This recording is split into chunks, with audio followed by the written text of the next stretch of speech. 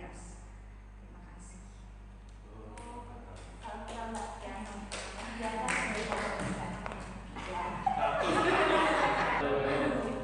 Perkenalkan, namaku Kiki dari ILM. Sebagai information, saya tinggalnya di Sidoarjo. Di sini baru pertama kali kerja di Pasuruan di Perigen. Shalom semuanya. Oke. Salam kenal. Saya terkasih dalam Tuhan. Sebetulnya sudah Senin kemarin sih saya ulang tahunnya. Cuman nggak apa di sini saya sangat bersyukur sudah 16 tahun saya menikah dan puji Tuhan, Tuhan selalu menyertai dalam hidup nikah kami, memberkati suami yang baik, anak yang puji Tuhan, berkati Tuhan. Itu semua karena kasih karunia Tuhan. Saya ada sampai saat ini, itu karena kasih karunia Tuhan. Saya speechless, nggak bisa ngomong apa-apa. Karena kita dong langsung saya harusnya persiapan dulu gitu. Pasti ini bulena. Nggak mungkin kalau you sendiri. Intinya terima kasih teman-teman yang sudah perhatian mengucapkan selamat ulang tahun kepada kami. Tuhan Yesus memberkati.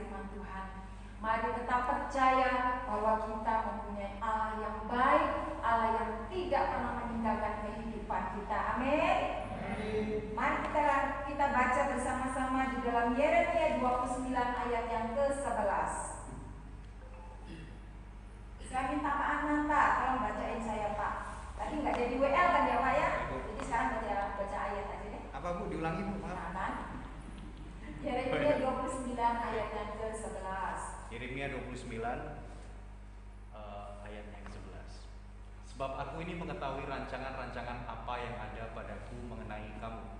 Demikianlah firman Tuhan, yaitu rancangan damai sejahtera dan bukan rancangan kecelakaan, untuk memberikan kepadamu hari depan yang penuh harapan. Amin. Bapak Ibu, firman ini mengatakan, sebab aku ini mengetahui rancangan-rancangan apa yang ada padaku mengenai kamu.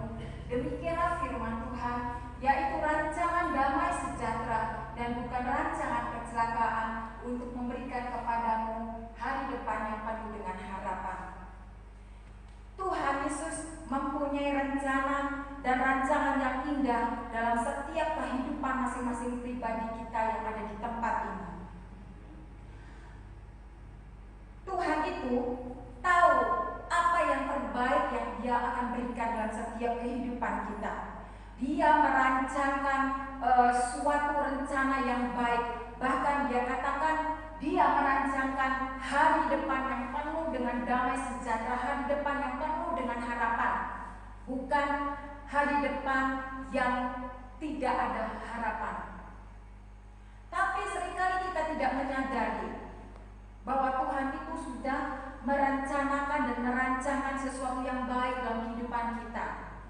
Mungkin kita harus yang mengalami banyak masalah dan tantangan. Kita akan katakan, katanya Tuhan merencanakan yang terbaik, Tuhan merancangkan masa depan yang baik dalam kehidupan aku. Tapi kenapa aku harus banyak mengalami masalah dan tantangan dalam kehidupan aku? Bapak Ibu tahu Daud, dia adalah seorang gembala domba yang biasa saja. Tapi Tuhan sudah merencanakan apa? Tuhan merencanakan dia menjadi seorang raja Israel yang perkasa. Musa, dia pernah membunuh, tapi Tuhan merencanakan dia menjadi seorang pemimpin Israel. Petrus, dia pernah gagal menjadi seorang penjala ikan, tetapi Tuhan sudah merencanakan dia menjadi seorang penjala manusia yang bisa menyelamatkan 3.000 orang. Contohnya lagi, contoh nyatanya Pak Dias. Mungkin Bapak Ibu sering dengar ceritanya.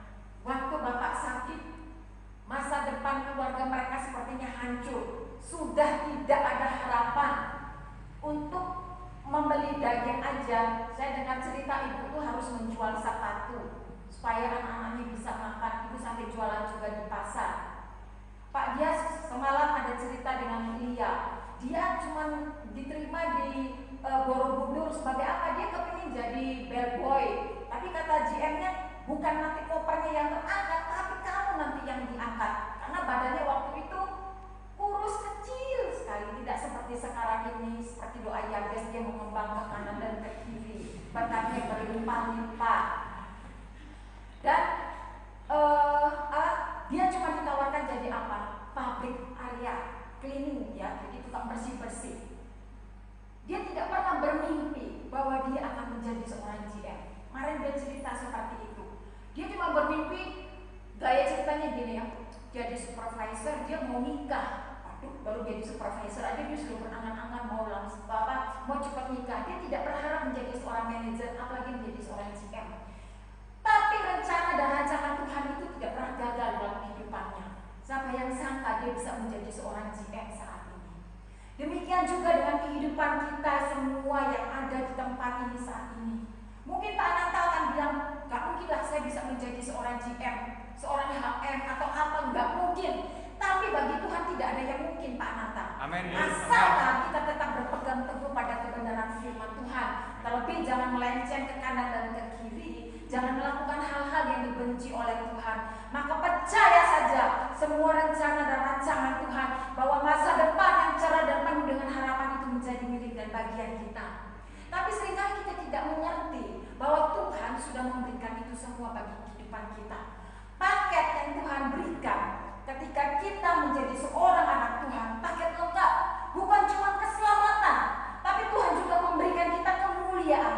Tuhan memberikan kita hikmat. Tuhan memberikan kita hal-hal yang baik dalam kehidupan kita. Satu kali sekali lagi saya katakan, kadang-kala kita tidak mengerti dan tidak tahu bahwa itu Tuhan sudah sediakan bagi kehidupan kita. Ada cerita, ada seorang bapak berasal dari Turki. Duren Kidul, tahu kan Duren ya? Oh, kita dekat temannya Pak, siapa namanya Pak Nurul di sana dari Turki. Dia mempunyai 2 orang anak yang sudah berhasil, yang satunya di Jakarta, satunya di Bandung. Kemudian anaknya yang sulung bilang gitu, Pak, ayo main ke Jakarta. Aku udah beliin tiket Garuda. Wah, kalau sudah Garuda udah mewah ya, makanan semua gratis pokoknya. Nah, setelah sampai di Jakarta, anaknya bertanya kayak gini ke bapaknya, Pak, gimana perjalanannya? Lancar-lancar aja ya? Bapaknya bilang, lancar sih lancar, tapi bapaknya lo lapar, katanya gitu. Terus anaknya bilang, loh Pak, kan tadi di pesawat disediakan makan. Bapaknya bilang, iya benar, memang disediakan makan, tapi kan bapak nggak bawa uang, terus bayarnya nanti pakai apa? Anaknya bilang, wah Pak, kalau naik Garuda itu semua makanan gratis, katanya gitu. Semua sudah dijamin, jadi bapak harus makan, bapak dikasih makan yang gratis, minum apa semua gratis Pak. Nah, bapaknya bilang, oh kalau gitu lain kali saya harus lebih bijaksana lagi. Seminggu kemudian dia pergi ke rumah anaknya yang di Bandung, dia naik kereta.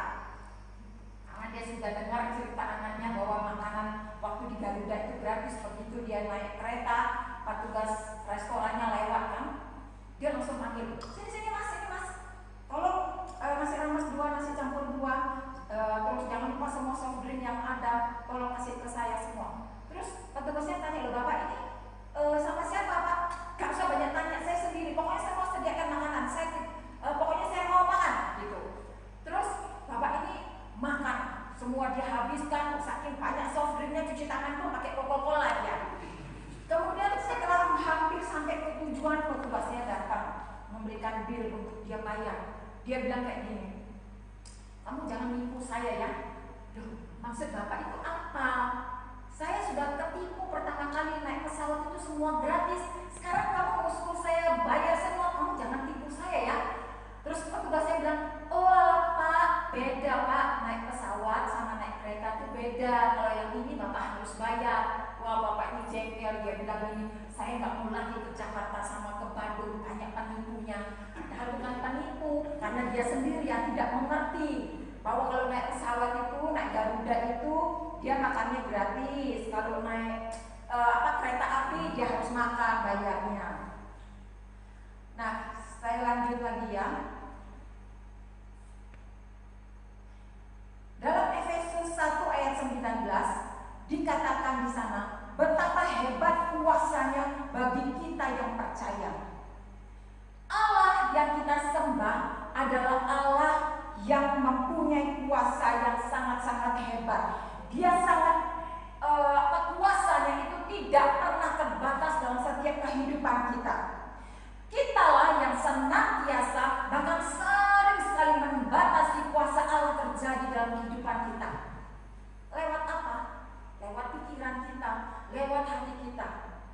Contohnya kita sering bilang kayak gini, gak mungkin Tuhan bisa menolong kita. Nah itu akan terjadi. Kita sendiri yang membatasi Tuhan yang bekerja dalam kehidupan kita. Karena pikiran kita sudah bilang gak mungkin Tuhan menolong saya, gak mungkin Tuhan bisa menyelamatkan hidup saya. Pikiran kita ini yang membatasi kuasa Tuhan untuk bekerja dalam setiap kehidupan kita. Apalagi ada ayat yang mengatakan, mintalah apa saja yang kamu kehendaki, maka aku akan melakukannya untuk engkau.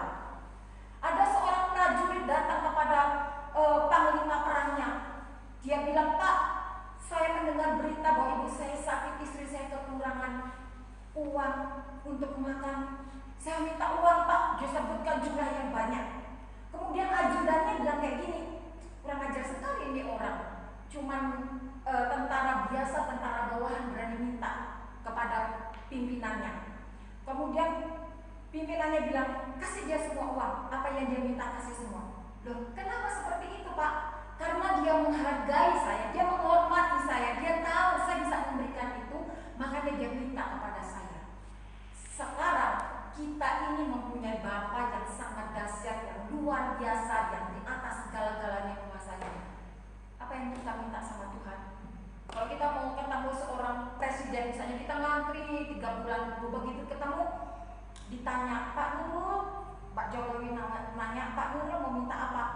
Gini loh Pak, saya kan sudah 3 bulan nih, tunggu Pak, giliran bisa ketemu Bapak. saya minta satu aja Pak. Ya Pak, Nurul apa? Pisang goreng. Loh, dikasih nggak kira-kira? Dikasih, tapi Pak Jokowi mungkin akan marah loh, Bapak ini 3 bulan menunggu giliran ketemu saya. Tapi begitu ketemu saya mintanya hal yang sangat kecil. Kita mempunyai Bapak yang hebat, mempunyai Bapak yang luar biasa. Kenapa kita tidak pernah minta hal-hal yang besar dalam kehidupan kita? Hormati Tuhan bahwa Dia mampu memberikan segala sesuatu yang terbaik dalam kehidupan kita. Jangan batasi Tuhan bekerja dengan pikiran kita yang mengatakan tidak mungkin ini PSBB. Tadi di mobil Pak Adi sudah bilang PSBB diperpanjang lagi. Aku perkirakan Desember segini-gini tapi ternyata meleset. Saya bilang kalau menurut Tuhan PSBB itu terbaik yang harus dilakukan, percayalah Tuhan pasti akan menolong. Saya nggak tahu dengan apa nanti Tuhan pulihkan, kembalikan pengunjung, tamu-tamu atau apa, saya nggak tahu gimana caranya. Tapi saya percaya saya punya Tuhan itu yang luar biasa. Kalau kemarin Dia tolong, hari ini Dia tolong, maka untuk selama-lamanya Dia akan menolong setiap kehidupan kita. Jadi jangan batasi pikiranmu, jangan membatasi kuasa Allah bekerja atas kehidupanmu, bahwa Allah tidak mungkin. Tapi katakan apa yang tidak mungkin bagi manusia itu sangat mungkin bagi Allah. Selanjutnya Bapak Ibu, dalam seperti kita lihat juga di dalam Bilangan ada 12 pengintai. Pada waktu disuruh mengintai bagaimana keadaan Kanaan, 10 orang mengatakan tidak mungkin kita bisa mengalahkan mereka yang ada di sana. Mereka kuat-kuat, mereka besar-besar, mereka hebat. Tetapi 2 orang yaitu Yosua dan Kaleb mengatakan bahwa orang yang sudah menyertai orang-orang yang ada di sana itu sudah meninggalkan mereka. Tetapi kita mempunyai Allah yang senantiasa menyertai kita. Maka kami percaya bahwa Tuhan akan sanggup menolong dan menyertai perjalanan mereka. Kita belajar punya iman seperti Yosua dan Kaleb. Jangan seperti bujangnya Elisa. Pada waktu dia melihat mereka dikepung oleh pasukan dari Aram, dia mulai ketakutan. Tapi Elisa bilang, kamu tahu nggak, orang yang menyertai kita lebih banyak dari orang-orang yang ada di sekitar kita. Bagaimana caranya? Bagaimana mungkin? Kemudian Elisa berdoa sehingga mata rohani dari bujangnya ini disingkapkan. Dia bisa melihat begitu banyaknya pasukan-pasukan Allah menyertai mereka. Bapak Ibu, jangan pernah matamu, mata rohanimu ditutup oleh keadaan dunia ini. Lihatlah bahwa Allah sanggup menyertai engkau. Jangan biarkan mata rohanimu ditutup oleh kesulitan-kesulitan dalam hidupmu. Jangan biarkan mata rohanimu ditutup oleh ketakutan-ketakutan dalam hidupmu. Tapi buka matamu dan lihat dan percaya bahwa Allah yang besar itu tidak pernah meninggalkan kita. Ada malaikat-malaikatnya yang akan diperintahkan untuk memagari setiap kehidupan kita. Waktu saya di Bali, saya sering bilang sama orang-orang saya ketemu, saya bilang waktu saya di Bali luar biasa baiknya Tuhan. Setiap malam saya cuma bertiga sama anak-anak saya waktu itu masih kecil. Tuhan tidak pernah memberikan ketakutan dalam hati saya. Tuhan taruh damai sejahtera dalam hidup saya. Muka saya di depan saya, di belakang saya, siang-siang itu masuk maling. Saya nggak cerita itu sama Pak Dias. Tapi saya nggak takut, saudara-saudara, bukan karena saya sok berani, tapi Tuhan yang menaruhkan damai sejahtera dalam hati saya, karena Tuhan memberikan pengertian bahwa ada begitu banyak malaikat-malaikat yang diperintahkan untuk memagari saya dengan anak-anak saya. Bapak Ibu, saudara sekalian, mari belajar buka mata rohanimu. Meskipun sekarang ini kita lihat terjadi banjir, gempa bumi. Kita kemarin kalau ada yang dengar berita di Puncak sama di Cisarua yang rasanya mustahil dataran tinggi itu bisa ada banjir, tapi itu terjadi. Itu sudah Tuhan firmankan bahwa akhir-akhir zaman akan terjadi banyak bencana. Sekarang sudah Semeru, Merapi, nggak tahu gunung apa lagi nih yang mau meletus. Tapi percaya ada perlindungan yang Tuhan berikan. Tuhan merancangkan hal-hal yang baik dalam kehidupan kita. Kalau Tuhan tidak izinkan, tidak ada sesuatu pun yang jahat yang akan menimpa setiap kehidupan kita. Amin Bapak Ibu. Saya lanjut ya. Waktu Petrus berjalan di atas air, Dia bisa berjalan dengan tenang. Karena apa? Matanya tertuju di depan, bahwa ada Yesus di depannya. Tapi begitu dia mendengar suara angin, dia mulai takut, dia jatuh dan hampir tenggelam. Pandangan mata rohani kita, pandangan kita tertuju terus kepada Tuhan. Dia ada di depanmu, dia ada di belakangmu, dia ada di sekelilingmu, dia tetap menyertai engkau. Jangan biarkan angin-angin yang ada di sekitarmu, angin-angin ketakutan, angin khawatir yang akan membuat imanmu tenggelam.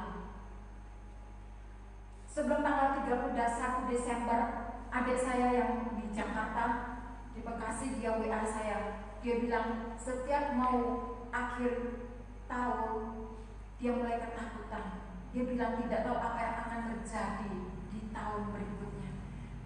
Saya telepon dia bilang, Ci, saya merasa sering takut. Dia bilang gitu, punya perasaan sedih. Dia ingat sama almarhum papa.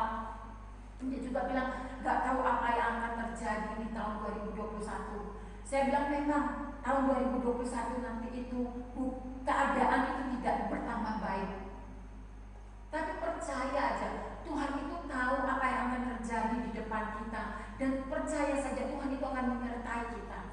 Begitu masuk tahun 2021 kita dengar mulai ada pesawat Sriwijaya yang jatuh. Mulai minggu-minggu ini mulai ada gempa, banjir yang besar di Banjarmasin. Kita lihat itu semua bencana terjadi, Bapak Ibu. Korban COVID bertambah banyak.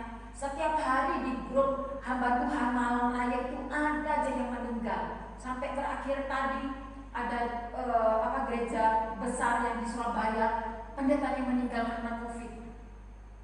Kalau Tuhan tidak izinkan itu tidak akan menimpa kita. Tapi kalau Tuhan izinkan ya Tuhan pasti punya rencana. Saya selalu tanamkan itu sama adik saya.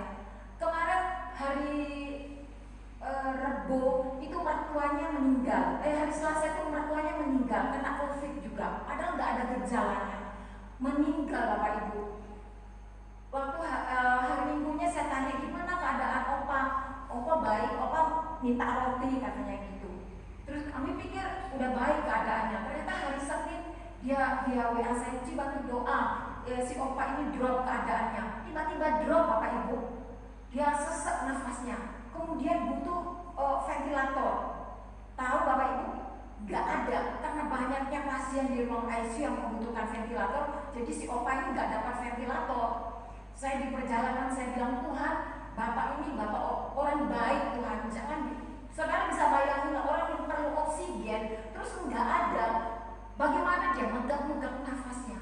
Saya bilang, Tuhan tolong, kalau memang sudah waktunya Tuhan dan rupanya udah jadi, panggil aja Tuhan. Saya doa seperti itu karena ini orang baik. Malam jam 11 saya ditelepon, mertuanya sudah meninggal. Tuhan tahu Bapak Ibu apa yang terbaik yang harus terjadi dalam kehidupan kita. Taruh terus, sandarkan hidupmu kepada Tuhan. Apapun yang terjadi saat ini, Tuhan sudah katakan kok di dalam firman Tuhan, Dia sudah menubuatkan. Jadi yang penting sekarang kita itu harus berjaga-jaga, kita harus berwaspada, terus dekatkan diri sama Tuhan. Saya bersyukur sama Tuhan kalau setiap hari Kamis sekarang bertambah banyak yang datang. Itu karena apa? Memang karena Tuhan izinkan, Tuhan berikan kemurahan untuk Bapak Ibu Saudara sekalian datang untuk mencari Tuhan.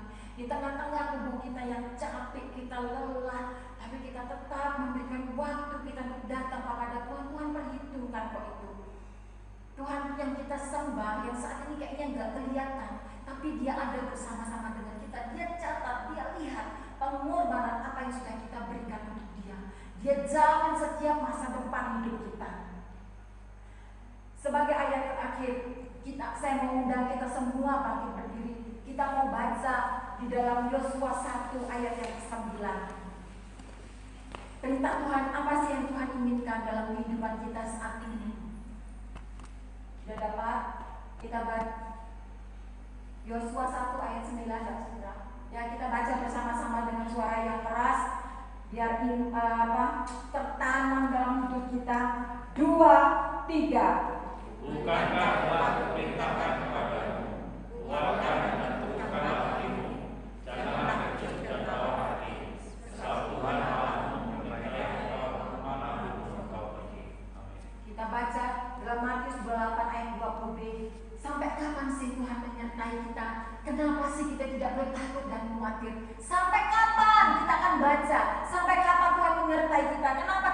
boleh takut dan khawatir. Kita baca Matius pasal 28 ayat yang ke-20b. 2. Sudah Mbak Citra? Ya, kita baca mulai dari ketahuilah. 2, 3. Dan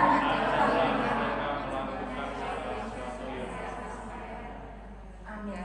Tuhan menyertai kita sampai kepada akhir zaman. Saya persilakan tetap hidup berpaut kepada Tuhan. Jangan batasi pikiranmu untuk Allah bekerja.